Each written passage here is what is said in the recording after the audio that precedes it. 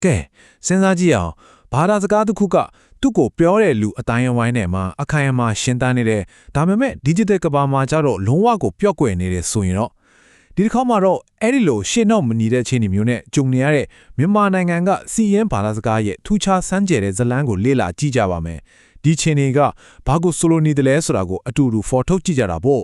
့ဟုတ်ပြီဒီရှင်းနောက်မညီမှုကိုနားလည်ဖို့ဆိုရင်လေအရင်ဆုံးအခြေခံကြတဲ့မေကွန်တစ်ခုကိုအရင်မေးကြည့်အောင်အဲ့ဒါကတော့ဒီနေ့လို digital ခေတ်ကြီးထဲမှာဘာသာစကားတစ်ခုရှင်းတန်းနေတယ်လို့ပြောလိုက်ရင်အဲ့ဒါကိုဘာနဲ့တိုင်းတာမှာလဲဆိုလာပါပ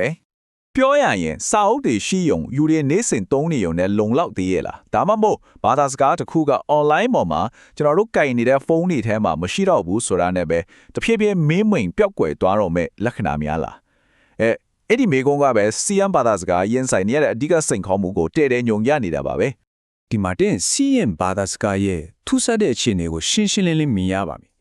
တစ်ဖက်မှာကြည့်လိုက်တော့ဘာသာဘဲတာရတည်ငြိမ်တယ်လို့သတ်မှတ်ခံရတယ်အသေးပဲကတော့မျိုးဆက်သစ်တွေကဒီစကားကိုနေ့စဉ်ဘဝမှာသုံးနေတော့မယ်ဒါပေမဲ့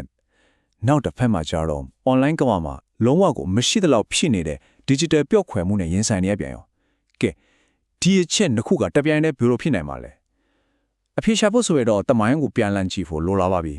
ဟုတ်ပြီကြည့်ရဒီခေတ်သစ်တဲ့ထနာရဲ့အရင်းမြစ်ကိုနားလည်နိုင်ဖို့စီးရင်လူမျိုးတွေရဲ့ကြွယ်ဝတဲ့ယဉ်ကျေးမှုတမိုင်းကြောင်းနဲ့သူတို့ရဲ့ထန်ရာကြီးလာစက်မြစ်ဒီကနေအရင်ဆုံးစလိုက်ကြရအောင်စီးရင်လူမျိုးတွေရဲ့ဇမစ်ကိုပြန်ကြည့်ရင်လေဇန်နယာရီဆန်တဲ့ဇန်လန်းလေးအများကြီးရှိတယ်ဥပမာကောင်းကင်ကနေကြာလာတဲ့ဘူဒီတလုံးတွေကပထမဆုံးလူသားစွန်းတွေပေါ်ထွက်လာတယ်ဆိုတာမျိုးပေါ့ဒီလိုနေဆိုင်တဲ့တမိုင်းအမွေနှစ်တီကသူတို့ရဲ့ဘာသာစကားနဲ့ယဉ်ကျေးမှုကိုခိုင်မာစေခဲ့တာအမှန်ပါပဲဒါပေမဲ့19ရာစုကိုရောက်လာတဲ့အခါမှာတော့အရာအလုံးကိုပြောင်းပြန်လည်ပြုမဲ့အဖြစ်ဖြစ်ကြီးတခုပေါ်ပေါက်လာခဲ့ပါတယ်အခုရာစုဟာဆိုရင်ကြီးမားတဲ့အပြောင်းလဲတွေကိုယူဆလာခဲ့တဲ့ကာလတစ်ခုပေါ့ထူးခြားတာကပါလဲဆိုတော့ပฏิပတ်ခတ်တစ်ခုစစ်ပွဲတစ်ခုရဲ့ပြပုံတွေကနေစီးရင်ဘာသာစကားအတွက်ပထမဆုံးအကျင့်စာနဲ့ပေနဲ့ရေးသားနိုင်မဲ့အခွင့်အရေးတစ်ခုမွေးဖွားလာခဲ့တာပါပဲအဖြစ်ကဒီလိုဗျ1889ခုနှစ်မှာစီးရင်လူမျိုးတွေက British Empire ကိုရဲဝံ့ခုခံတိုက်ခိုက်ခဲ့တယ်။ဒါပေမဲ့စစ်ပွဲပြီးသွားတဲ့အခါမှာတော့လုံးဝမထင်မကားတဲ့အပြောင်းလဲတစ်ခုဖြစ်လာခဲ့တယ်။ British ဗိုလ်မှူးကြီး FM Randall ကစီးရင်တွေရဲ့ရဲစွမ်းတတိဟိုအရန်ကိုအထင်ကြီးလေးစားသွားပြီးသူတို့ဘာသာစကားအတော့ရောမအခရာကိုအခြေခံတဲ့အရေးအသားစနစ်တစ်ခုကိုဖန်တီးပေးခဲ့ပါတယ်။ဗိုလ်မှူးကြီး Randall ကိုယ်တိုင်တောင်ကိုမတန်းတင်ခဲ့တာပါသူကစီးရဲလူမျိုးတွေကိုရဲရင်တဲ့လူမျိုးထက်မြက်ပြင်းမြန်ကောင်းသူများတဲ့အဲ့ဒီလိုလေးစားမှုကနေပဲစစ်မေပြန်ဘောကဘာသာစကားကိုစာမျက်နှာပေါ်ရောက်လာအောင်တွန်းပို့ပေးခဲ့တဲ့အဓိကတွန်းဟာဖြစ်လာခဲ့တာပေါ့ကဲအရေးသားစနစ်တစ်ခုရလာပြီဆိုတော့နောက်တစ်ဆင့်တက်ဖို့အစဉ်သင့်ဖြူထားပြီပေါ့ဒီအချိန်မှာပဲဘာသာစကားရဲ့ဆက်လန်းတဲ့ကိုနောက်ထပ်အရေးပါတဲ့သူတွေဝင်ရောက်လာပါတယ်အဲ့ဒါကတော့ American သာသနာပြုတွေပါပဲသူတို့ကဒီရေးသားစနစ်ကိုအသုံးချပြီး CM ဘာသာစကားရဲ့အုံမေကိုပိုပြီးခိုင်မာသွားစေမယ့်လုပ်ငန်းတွေကိုစတင်ခဲ့ကြတယ်။သူတို့ရဲ့နှစ်ပေါင်းများစွာကြိုးပမ်းမှုတွေကနေအရေးအကြီးဆုံးမှတ်တိုင်းတစ်ခုကိုစိုက်ထူနိုင်ခဲ့တယ်။အဲ့ဒါကတော့တမန်ကျန်းစာဘာသာပြန်ဆိုမှုပါပဲ။နှစ်ပေါင်းလေးခုနှစ်မှာတမန်ကျန်းစာတအုပ်လုံးကို CM ဘာသာနဲ့ထုတ်ဝေနိုင်ခဲ့တာဟ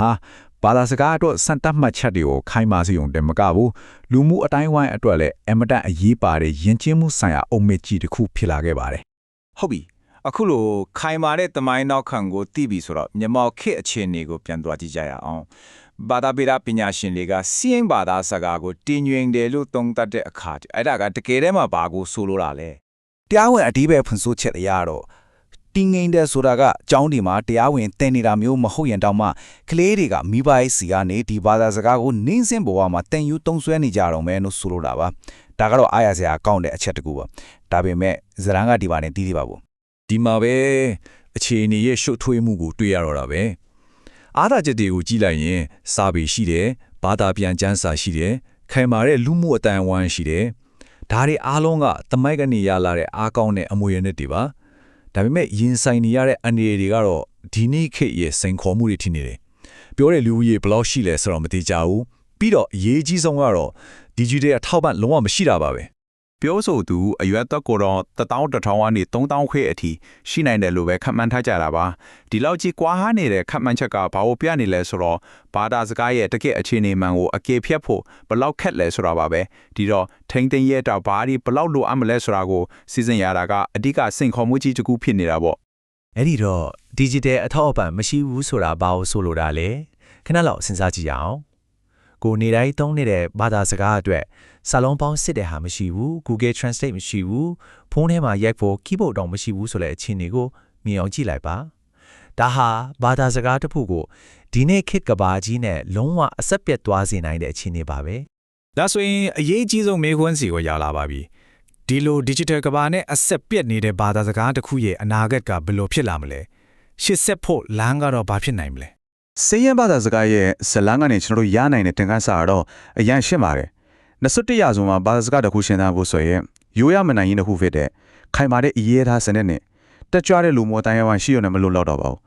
တတိယမြောက်မရှိမဖြစ်လို့ရတဲ့မနိုင်တစ်ခုထပ်လို့လာပါတယ်အဲ့ဒါကတော့ digital ချရပဲဖြစ်ပါတယ်ဒါကြောင့်နောက်ဆုံးအနေနဲ့ဒီမင်းဟွန်းလေးနဲ့အဆုံးသတ်လိုက်ပါစေ။ CN လို့ဘာသာစကားတွေဟာ digital ကဘာကြီးတဲ့ကိုဘလို့တရားထိုးဝင်ရောက်နိုင်မလဲ။ဒီမင်းဟွန်းလေးဖေက CN ဘာသာစကားတစ်ခုတည်းအတက်မဟုတ်ပါဘူး။ကဘာတော်မှာအလားတူစင်ခေါ်မှုတွေနဲ့ရင်ဆိုင်နေရတဲ့ထောင်နဲ့ချီတဲ့ဘာသာစကားတွေရဲ့ကံကြမ္မာကိုပါအဆုံးဖြစ်ပေးသွားနိုင်မဲ့မင်းဟွန်းတစ်ခုဖြစ်ပါတယ်